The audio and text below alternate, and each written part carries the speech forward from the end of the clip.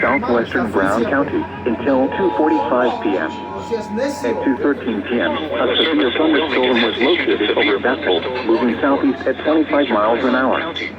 Hazard, 60 miles an hour wind gusts and quarter-size hail. Source, radar indicators. Impact, minor hail damage to vehicles is possible. Expect wind damage to trees and power lines.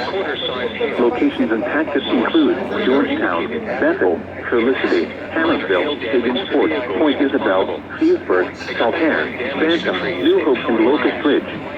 Locations include Georgetown, Bethel, Felicity, Hammersville, Higginsport, Point Isabel, Fewsburg, Georgetown, Bethel,